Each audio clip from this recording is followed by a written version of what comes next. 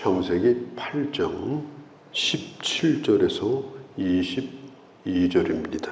노아가 방주의 문을 열고 그가 목격한 것이 뭐냐? 땅에 물이 마르기 시작했다는 것입니다. 그러나 노아는 하나님이 말씀하실 때까지 방주에 머물러 있었습니다. 13절에 보면 물이 거쳤고 14절에 말랐더라. 이제 기다리는 시간이 필요합니다. 땅이 마르는 데는 시간이 걸립니다. 하나님께서 15절에 이르시되 말씀을 하시니까 비로소 방주에서 나오게 되어집니다. 비가 그쳤지만 밖으로 뛰쳐나간 것이 아니라 하나님의 명령을 기다립니다. 믿음이란 뭐냐? 기다리는 것입니다. 기다린다는 것은 뭐냐? 하나님께서 지금도 일하고 계시다. 하나님은 더 놀라운 일들을 준비하고 계신다. 그걸 믿기 때문에 기다리는 거예요. 아브라함이 기다리다 못해가지고 결국은 하갈을 통해서 이스마엘을 낳습니다. 그것이 아브라함에게 있어서 대단히 큰 오점으로 남게 되어지죠. 하나님의 약속을 믿고 기다리는 것, 이게 중요합니다. 노아가 이제 방주에 들어간 것은 구원을 받은 거예요. 홍수로부터 방주로 들어감으로 구원을 받았습니다. 그러면 그 방주에서 영원히 살기 위해서냐? 아닙니다. 구원받은 것은 방주에서 나와서 구원받은 자로 그가 살았던 땅에서 다시 살게 하기 위해서 구원을 받게 하신 겁니다. 방주가 아무리 크다 하더라도 조명도 없는 어두운 곳입니다. 그 캄캄한 곳에서 죽을 때까지 살라 어떻게 견딜 수가 있겠습니까? 너무나 힘든 거죠. 구원을 받은 하나님의 자녀의 삶이란 뭐냐? 이제 그 방주에서 나와서 세상으로 나가서 이제는 새롭게 사는 하나님의 사람으로 살라는 것입니다. 구원받아가지고 나는 지금 당장 죽어도 천국 간다. 매일마다 눈 뜰 때마다 당장 죽어도 천국 간다. 그러면서 꼼짝도 안 하고 자리를 지키는 하나님이 그걸 원하지 않아요. 내일 죽을지라도 천국 가는 거 믿어요. 그러나 하나님께서 세워주신 곳, 하나님께서 보내시는 곳, 하나님이 맡겨주신 일, 세상이 끝나는 날까지, 하나님이 나를 부르는 날까지 이 세상에서 그 일을 잘 감당하는 것이 하나님의 뜻입니다. 예전에는 바벨탑을 쌓는 것처럼 그런 인생을 살았지만 이제는 구원받은 나에게 하나님이 원하시는 그 뜻을 이루기 위해서 하나님의 나라를 세우기 위해서 세상으로 나가는 것, 그게 바로 구원받은 사람에게 하나님이 원하시는 거예요. 부활하신 다음에 뭐라고 말씀하셨어요? 아버지께서 나를 이 세상에 보낸 것처럼 나도 이 세상에 너희를 보낸다. 내가 지금 서 있는 그곳이 바로 하나님이 보내신 곳이다.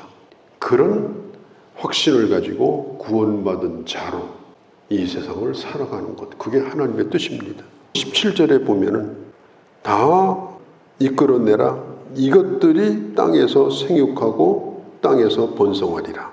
9장 1절에도 같은 말씀이 나와요. 하나님께서 노아를 방주에서 내어보내면서 뭐라고 말씀해요? 이 땅에서 생육하고 번성해라. 네가 전에 살았던 땅, 그 땅에 돌아가서 생육하고 번성하는 일을 해라. 이 교회라고 하는 말이 에클레시아입니다. 이 에클레시아라는 말은 어디로부터 불러내었다, 그런 뜻이에요. 하나님은 우리를 그 가정으로부터, 그 직장으로부터, 그가 살고 있는 곳으로부터 우리를 불러냈어요. 그러면 불러내가지고 어떻게 하느냐? 그곳으로 다시 보내셔요. 사명을 줘서 보내셔요. 능력을 줘서 보내셔요. 우리가 살고 있는 이 세상이 그냥 망할 세상이다, 저주받은 세상이다, 세상만 탓하고 있는 것이 아니고 내가 전에 살았던 그 땅, 그곳으로 다시 보냄을 받는 곳이 바로 그게 바로 교회라는 뜻이에요. 에클레시아. 그래서 교회는 하늘에 매달려 있는 것이 아니고 번지수가 있어요. 주소가 있어요. 왜 그래요? 그곳에서 하나님이 맡겨준 그 일을 감당하기 위해서. 예수님도 우리를 가르쳐서 너희는 세상의 빛과 소금이다. 하나님의 뜻을 선포하는 자로, 아름다운 행실로 하나님을 드러내는 자로, 베드로전서 2장에 있는 것처럼 왕같은 제사장이요 거룩한 하나님의 나라로 살아가는 자로 우리를 이 세상에 보내셨다. 이제 노아가 방주에서 드디어 나오게 되어집니다. 동물의 한 마리도 죽지 않았습니다. 가족들 가운데도 단 한 사람도 사고가 없었습니다. 모두가 다 구원을 받습니다. 그리고 나서 노아가 방주에서 19절에 나왔더라. 그 다음에 20절에 노아가 여호와께 제단을 쌓고, 방주에서 나와서 노아가 제일 먼저 한 일이 뭐냐? 이 제일 먼저 하는 일이 중요한 거예요. 내게 좋은 기회가 주어졌을 때, 내게 어떤 수입이 생겼을 때, 나에게 힘이 생겼을 때, 그걸 가지고 제일 먼저 어떤 일을 하느냐? 그게 바로 그 사람 자신이에요. 그 사람에게 뭐가 중요한가? 우선순위가 뭔가? 그걸 보여주는 것입니다. 문을 열고서 바라본 세상은 그야말로 끔찍합니다. 1년 동안 물속에 잠겼어요. 우리가 홍수가 나가지고요, 1시간만 물에 잠겨도 아무것도 못 씁니다. 농작물도 다 버리고요, 세간살이도 다 못 쓰게 돼버려요. 그런데 어마어마한 이 홍수가 쓸고 지나간 세상입니다. 노아가 본 건 뭐겠어요? 진흙탕. 살아있는 것들이 다 죽어서 여기저기 뒹굴고 있는 그런 풍경. 끔찍하죠. 그러면 노아가 당장 할 일이 뭐겠어요? 오늘 밤 잘 데도 없는 거예요. 이제 방주에서 나왔기 때문에. 오늘 먹을 것도 없는 거예요. 당장 지금이 걱정인 거예요. 그런데 노아는 산 아래로 내려가지 아니하고 방주에서 나오자마자 하나님 앞에 제단을 쌓습니다. 참 이것이 귀한 거예요. 이 제단은 자기를 위해서 쌓은 것도 아니고 자식들을 위해서 쌓은 것도 아니에요. 구원받았으니 감사하다, 그런 축제도 아니에요. 오늘 성경은 말합니다. 20절에 제단을 쌓았다. 여호와께 쌓았다고 그랬어요. 전에 성경에는 여호와를 위하여 쌓았다 이렇게 나와 있습니다. 노아가 하나님 앞에 제단을 쌓은 것은 여호와를 위하여 쌓았습니다. 자기를 위해서 예배드린 게 아니에요. 자기 어떤 목적을 위해서 예배드린 게 아니에요. 응답으로 예배를 드린 겁니다. 목적이라는 건 원하는 게 있는 거잖아요. 응답이라는 것은 이미 주신 은혜에 감사하는 의미가 있어요. 우리가 하나님 앞에 예배드리는 것은 뭘 바라고 뭘 원하고 그것보다 더 큰 게 있습니다. 이미 주신 은혜, 이미 베푸신 구원, 그것에 대한 응답으로 하나님 앞에 드리는 예배예요. 매일마다 예배를 드리고 또 주일 예배를 드리는데 그 예배가 정말 여호와께 드린 예배가 몇 번이나 되나? 이미 주신 은혜에 응답으로 드리는 그런 예배가 몇 번이나 되나? 한번 우리가 헤아려 볼 필요가 있습니다. 교회에 행사가 있어가지고 가보면 뭐 이런저런 일이 많습니다. 총회도 그렇고 노회도 그렇고. 그러면 1부가 예배예요. 그리고 2부가 본 행사입니다. 그런데 사람들은 1부를 별로 중요하게 생각하지 않아요. 2부가 중요해요. 행사 준비하는 것도 1부 예배를 준비하지 않아요. 예배는 늘 드리는 거니까. 뭐 준비하느냐? 2부를 준비해요. 거기에 많은 사람을 세우고 거기에다 재정을 드리고 거기에다 특별 순서를 만들고 그래서 2부를 화려하게 합니다. 예배가 하나님을 위한 예배가 아니라 예배는 그냥 일부고 중요한 것은 자기들이 하고자 하는 것. 예배는 예배 자체가 목적이 되어야 합니다. 뭘 바라는 것도 아니고 예배는 예배로서 예배 자체가 중요하다. 그러니까 이것을 잊어서는 안 됩니다. 앞으로 교회에서나 어디에서 뭘 하든지 예배는 소중한 것이다. 그리고 응답이다. 이미 주신 것에 대한 응답이다. 또 한 가지는 이 구약 성경에 보면은 이 제단을 쌓았다는 말이 무려 400번이 나옵니다.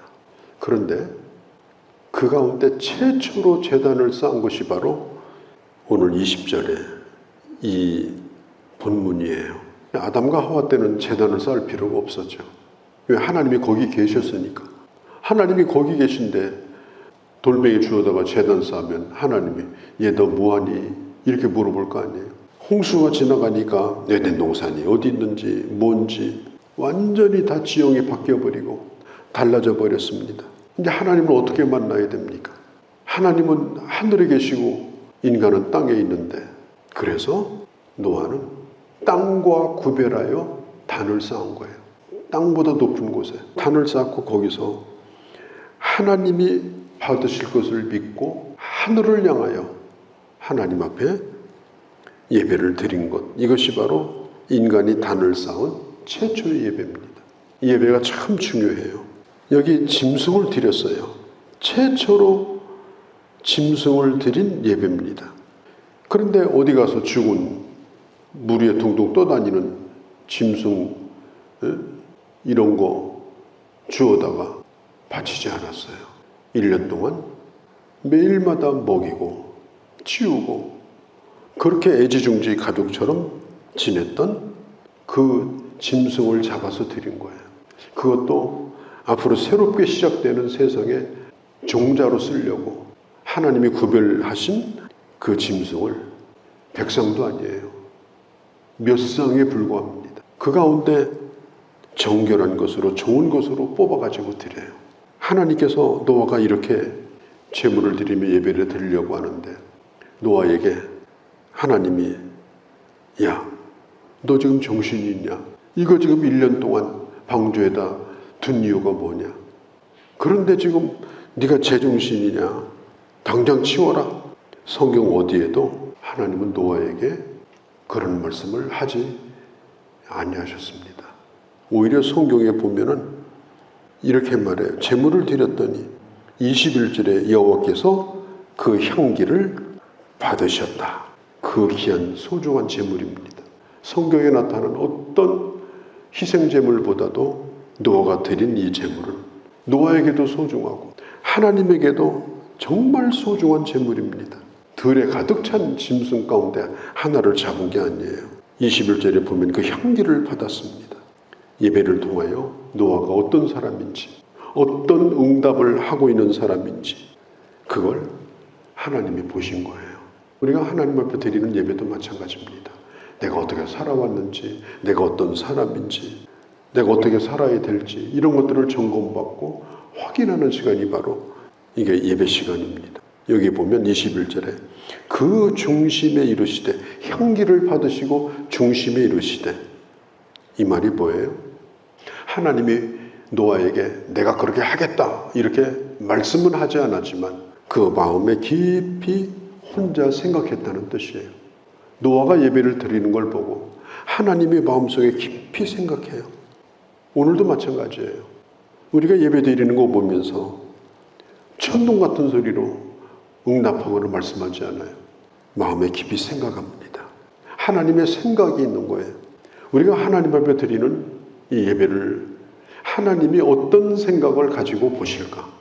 하나님의 생각은 뭘까? 우리 예배를 한번 돌아볼 필요가 있습니다.